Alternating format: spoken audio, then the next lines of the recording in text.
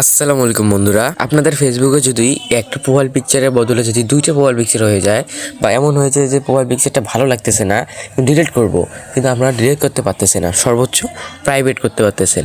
তো আজকে আমরা দেখব কীভাবে সেই প্রোফাইল পিকচার একবারে ফেসবুক থেকে রিমুভ করা যায়। তো আসেন দেখি কীভাবে আমরা রিমুভ করে থাকি। তো রিমুভ করার জন্য সর্বপ্রথম চলে যাবেন ফেসবুক অ্যাপে যাওয়ার পর এখানে প্রোফাইলে ক্লিক করে দেবেন। এখানে প্রোফাইলে ক্লিক করার পর দেখতে পাচ্ছেন আমার এখানে কিন্তু দুইটা ছবি দেখতে পাচ্ছেন সেম।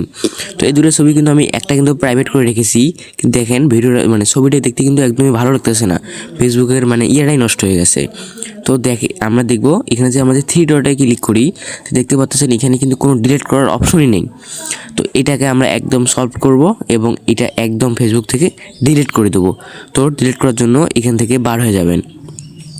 এখান থেকে বার হওয়ার পর একটু উপরে আসবেন, উপরে আসার পর একটা রিফ্রেশ করে নেবেন। রিফ্রেশ করার পর এখানে যে আপনার ফটোটা উপরে দেখতে পাচ্ছেন, এই ফটোতে একটা ক্লিক করে দেবেন।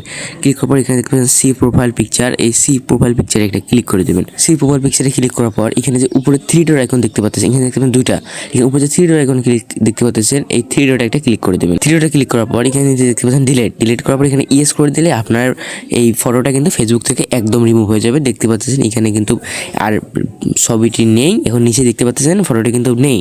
তো আজকের জন্য এটুকুই, দেখাবো অন্য কোনো ভিডিওতে। ততক্ষণ ভালো থাকবেন, সুস্থ থাকবেন, আর ভিডিওটি ভালো লাগলে অবশ্যই লাইক সাবস্ক্রাইব করতে ভুলবেন না। দেখাবো অন্য কোনো ভিডিওতে।